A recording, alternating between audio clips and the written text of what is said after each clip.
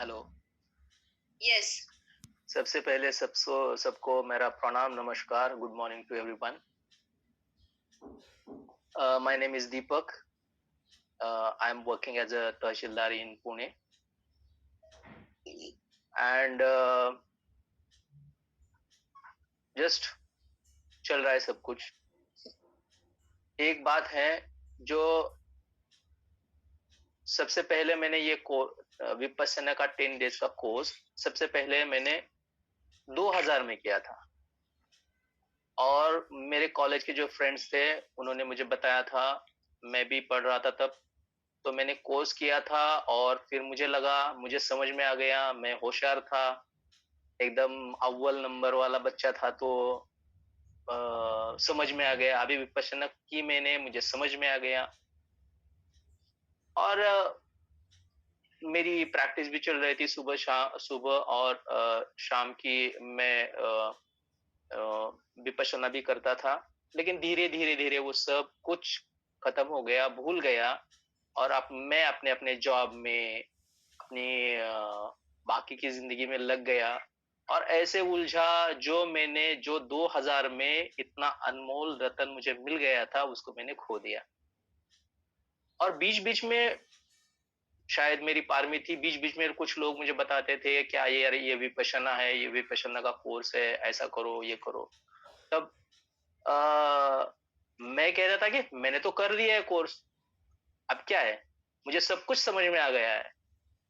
वो कोर्स उसमें ये होता है, ऐसा-ऐसा करते हैं और ऐसे-ऐसे साधना करते हैं। ये मैं सबको बताता था और आगे चलता था बस। ये सारी चीज़ें 2016 तक हो रही थी।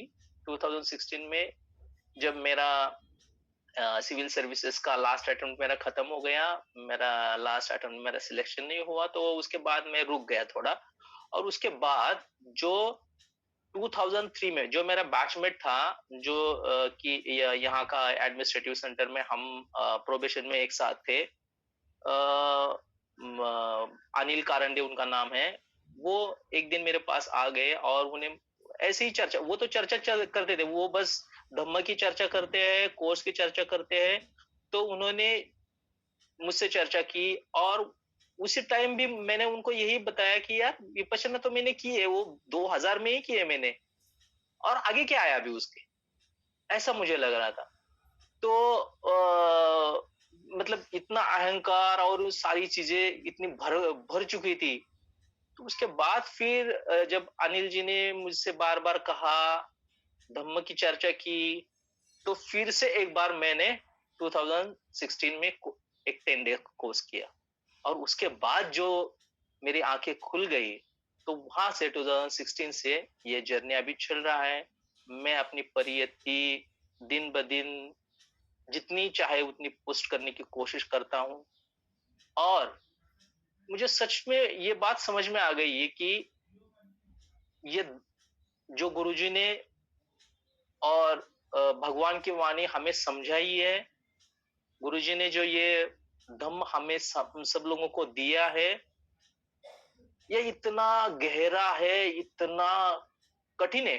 भले ये बहुत सरल भाषा में समझा है, लेकिन इतना कठिन है कि ये भले-भले को समझ में नहीं आएगा, और उसे अगर समझना है, तो उस गहराइयों तक उसको जाना पड़ेगा, और उस गहराइयों तक जाने के लिए बस उसको सिर्फ परियत्ति से भी काम नहीं चलेगा, उसको शील में पुष्ट होना पड़ेगा।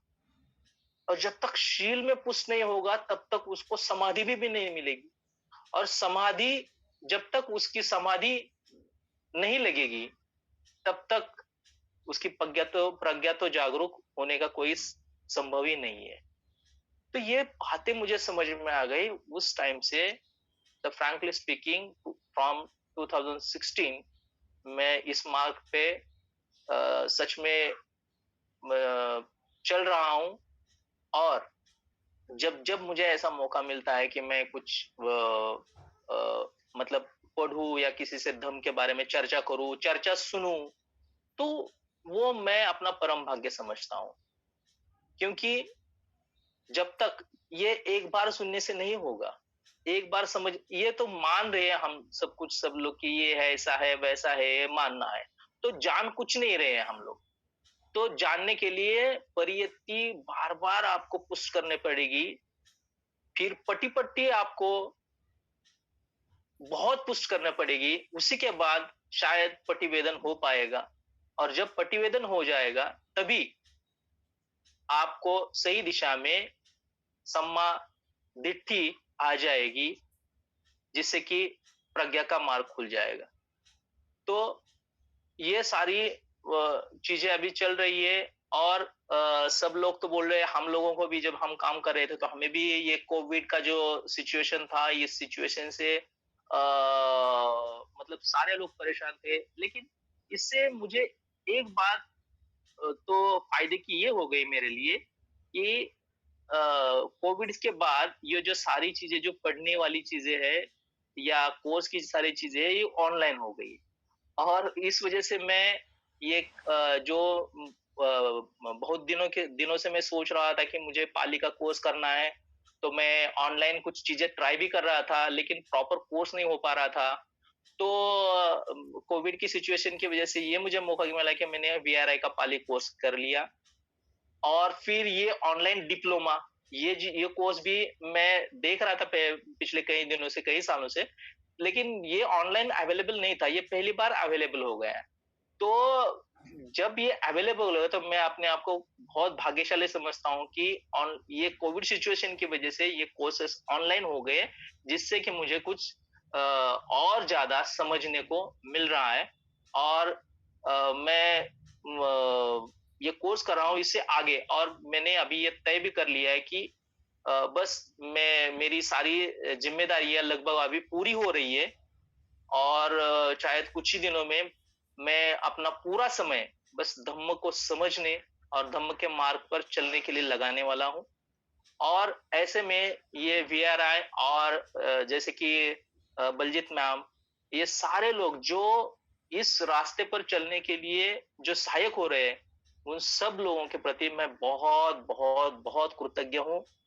भगवान और गुरुजी जिन्होंने ये मार्ग दिखाया, उनके प्रति मैं अपनी बहुत कृतज्ञता व्यक्त करता हूँ, और सचमुच सब लोगों को ये समझ में आना चाहिए कि सच में ये बुद्ध शासन ही चल रहा है, क्योंकि इतनी सारी उपलब्धियां धम्म को समझने के लिए अभी हो चुकी है। ये बुद्ध शासन ही है। जब तक हम ये नहीं समझेंगे कि हम कितने भाग्यशाली है कि ये बुद्ध शासन है, और इस बुद्ध शासन में हम इस भव से पार होने के लिए हम कोशिश करें, ताकि ये मौका पता नहीं आगे कब मिलेगा। बहुत बहुत धन्यवाद। Thank you.